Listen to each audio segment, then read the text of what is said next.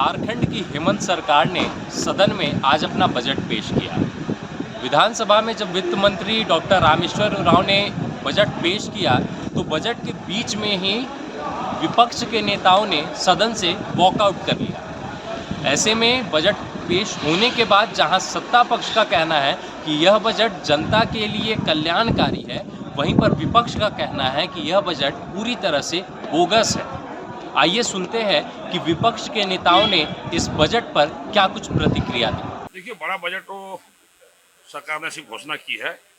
1,16,498 करोड़ का ये बजट है, लेकिन आप जब ग्रामीण क्षेत्रों को देखेंगे, जहाँ कृषि से संबंधित एरीगेशन, रूरल डेवलपमेंट, ग्रामीण विकास में जिनके बजट के आकार को देखें तो मात्र 14,757 करोड़ रुपया ही रखे गए हैं। यानी कुल बजट का मात्र 12% राशि ही ग्रामीण क्षेत्रों के विकास के लिए इन्होंने दिया है।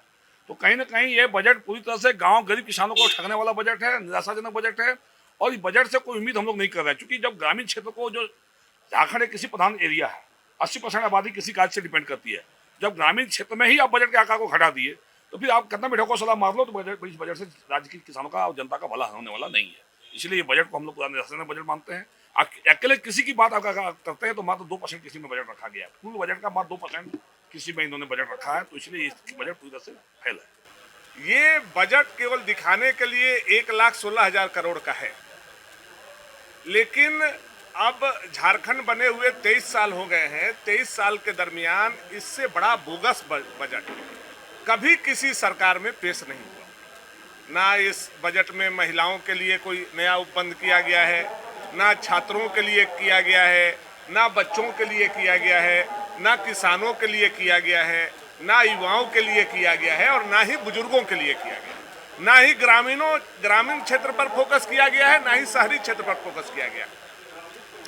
एक स्मार्टफोन दे करके ये बाबाही जो लूटना चाहते हैं, वो स्मार्टफोन में भी सरकार का कहीं ना कहीं कमीशन होगा, तभी ये स्मार्टफोन देने का काम किए होंगे।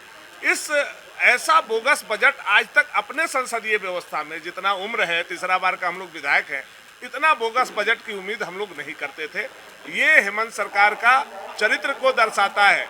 न इसकी प्रमंडल वाइज समीक्षा की गई।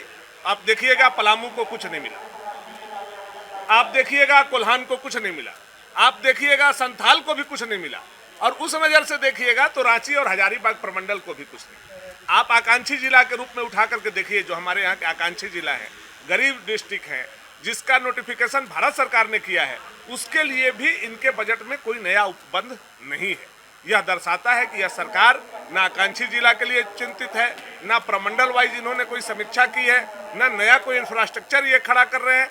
ये केवल लूटो खाओ बांटो वाला बजट है, और इसमें जिसको 60-40 के रेशियो से जितना मिल जाए उसी के लिए ये बजट ये लोग लाने का काम किया। उन्होंने घोषणा तो किया कितना 1,16,000 करोड़। तो हम लोग को उम्मीदें हो गई थी कि वास्तव में इस बार झारखंड का बिल्कुल क्या बोलते हैं उसको कायाकल्प,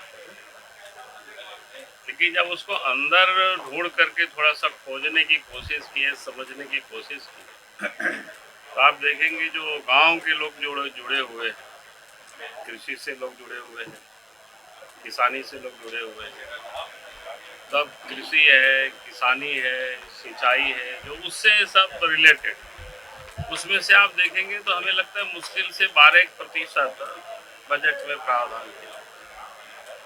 तो कुल मिलाकर के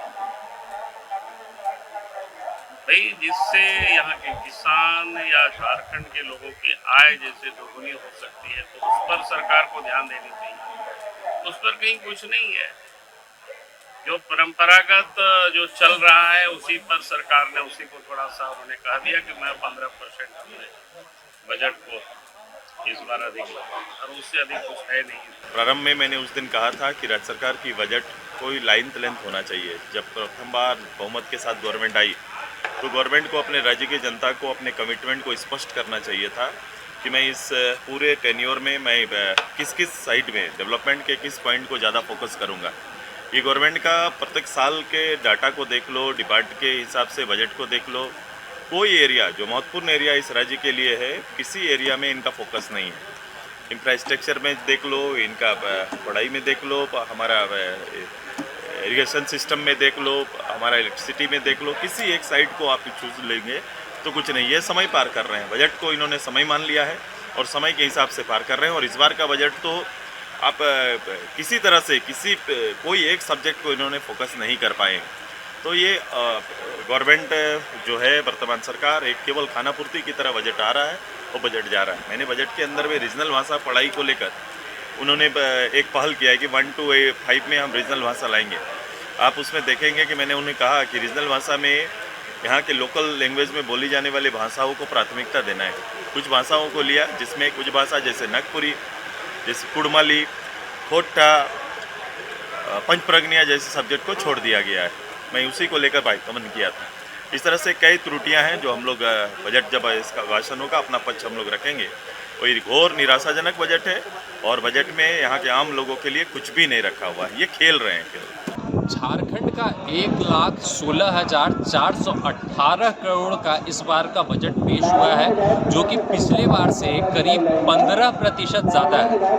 ऐसे में विपक्ष की ओर से जहां इस बजट पे ऐसी प्रतिक्रियाएं आ रही हैं, वहीं सत्ता पक्ष की भी बातें हमने सुनी। अब देखना ये होगा कि आगे की राजनीति में क्या कुछ बयानबाजी निकलकर सामने आती है। प्रभातखबर.com, विश्वास वही, रफ्तार नहीं।